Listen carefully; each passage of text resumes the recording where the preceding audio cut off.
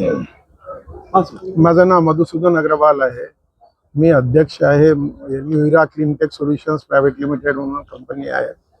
आज भद्रावती MIDC मध्ये माननीय महाराष्ट्राचे माननीय मुख्यमंत्री श्री देवेंद्रजी फडणवीस आणि coal minister of India doctor G Kishan Reddyji यांच्या शुभ हस्ते आम्ही इथे आज भूमिपूजन समारंभ करणार आहोत.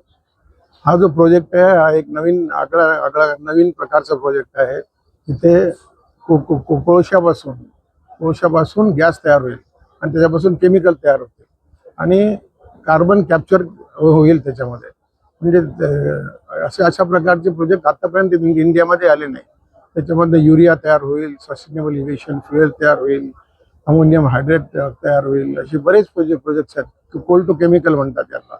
हे असा एक नवीन प्रकारचा प्रोजेक्ट इथं सुरू होणार आहे. आता 3 ते 4 वर्षात प्रोडक्शन चालू होऊन जाईल. किती इन्व्हेस्टमेंट आहे आणि किती लोकांना रोजगार मिळणार आहे? इन्व्हेस्टमेंट फेज 1 मध्ये 8,000 कोटीचा आहे आणि फेज 2 मध्ये 16,000 कोटीचा. टोटल 25,000 कोटीचे प्रोजेक्ट आहे आणि हजारो लोकांना काम मिळेल.